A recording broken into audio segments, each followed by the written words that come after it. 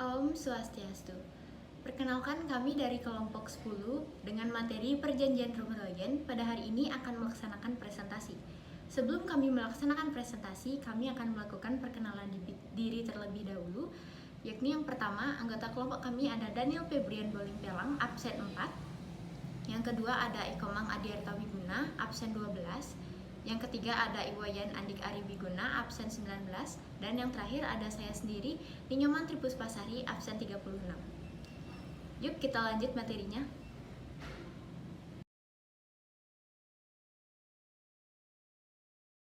Latar belakang perjanjian dari Royan. Perjanjian Royan adalah sebuah perjanjian yang dilakukan antara Indonesia dengan Belanda yang dimulai pada tanggal 14 April 1949 dan akhirnya ditandatangani pada tanggal 7 Mei 1449 di Hotel Dan Indah, Jakarta.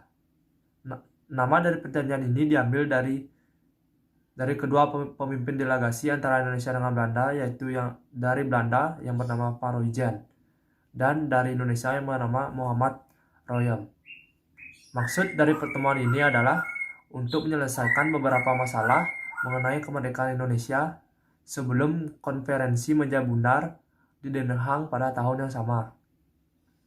Sebelum perjanjian Royan telah ditandatangani perjanjian Linggarjati pada tahun 1949 dan perjanjian Renville pada tahun 1948, namun tidak menyelesaikan konflik Indonesia dengan Belanda. Perundingan perjanjian ini berjalan sangat alot hingga memaksa menghadirkan Muhammad Hatta dari pengasingannya di Bangka serta Sri Sultan Hamengkubuwono dari Yogyakarta. Bahkan perjanjian Renville banyak merugikan Indonesia, yakni wilayah kedaulatan Indonesia semakin kecil.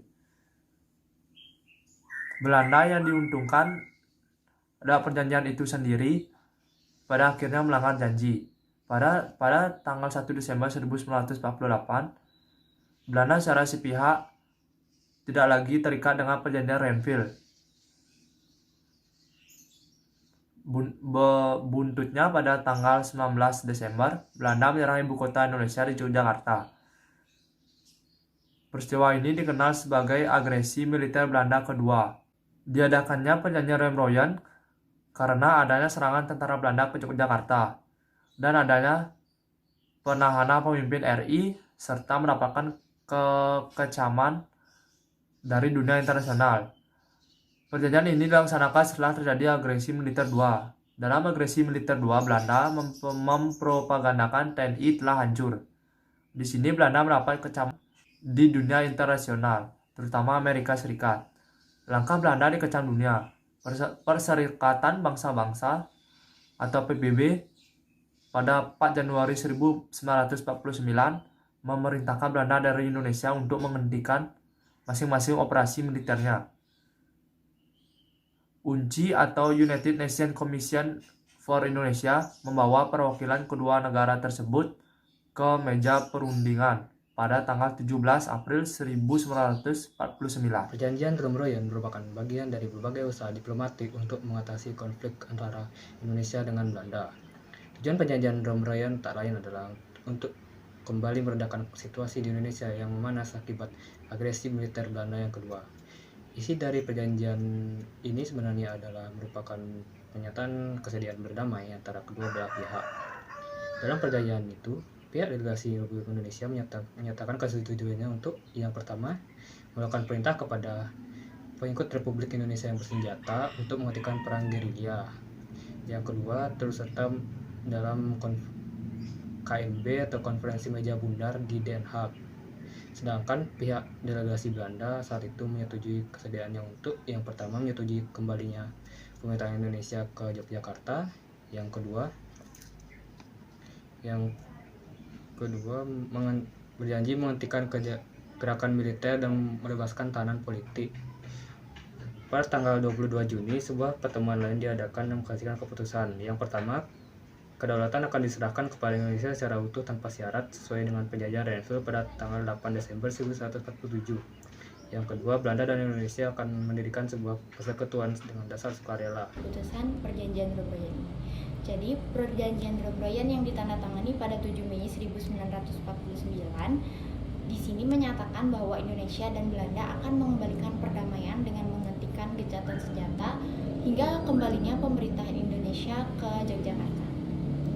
Lalu, dari hasil Perjanjian Rombroyan ini membuat tekanan dari dunia internasional atas agresi militer Belanda II memberikan dampak serius ke Belanda.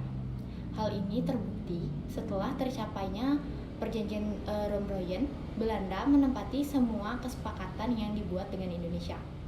Yang pertama, kesepakatan itu ada pengembalian pemerintahan Republik Indonesia ke Yogyakarta pada tanggal 24 Juni 1949. Yang kedua, ada pasukan Belanda ditarik mundur dari Yogyakarta pada 1 Juli 1949. Yang ketiga, ada pembahasan penghentian permusuhan yang dibahas setelah kembalinya pemerintahan Republik Indonesia ke Yogyakarta. Yang keempat, ada 6 Juli, di mana ini Soekarno dan Hatta dikembalikan ke Mangasingan Yogyakarta yang merupakan ibu kota Indonesia sementara saat itu. Lalu yang kelima, pada 13 Juli, Muhammad Hatta mengesahkan Perjanjian Rombroyan dan menunjuk Syarifuddin Prawiranegara sebagai Presiden PDRI atau Pemerintahan Darurat Republik Indonesia pada 22 Desember 1949. Nah, dari Perjanjian Rombroyan ini juga menghasilkan dampak dari pasca perjanjian ini. Hal itu terlihat dari tercapainya Perjanjian Rombroyan ini. Pemerintahan PDRI di Sumatera memerintahkan Sri Sultan Hamengkubuwono IX untuk mengambil alih pemerintahan di Yogyakarta dari tangan Belanda. Sementara itu, sebenarnya pihak TNI Indonesia ini dengan penuh kecurigaan menyambut hasil persetujuan itu. Tapi Panglima Besar Jenderal Sudirman memperingatkan semua komandonya, semua komando di bawahnya tuh agar tidak memikirkan masalah-masalah perundingan. Lalu, umumnya kalangan TNI ini tidak mempercayai sepenuhnya hasil perundingan, karena hasil perundingan itu selalu merugikan bangsa Indonesia. Nah, untuk menindaklanjuti Perjanjian Rombroyan ini, pada tanggal 22 Juni 1949 diadakannya perundingan segitiga antara Republik Indonesia, Bijeenkomst for Federal Overleg atau BFO, dan Belanda di bawah pengawasan Komisi PBB yang dipimpin oleh Christlieb. Nah, keberhasilan dari Perjanjian Rombroyan kemudian membuahkan pengakuan kedaulatan penuh Belanda atas Indonesia. Hal ini dilihat dari melalui konferensi meja bundar atau KMB yang diadakan di Den Haag di tahun yang sama, yakni 1949. Sekian dari presentasi kami. Mohon maaf jika ada kesalahan kata. Kami tutup dengan Parama Santi. Om Santi Santi Santi Om.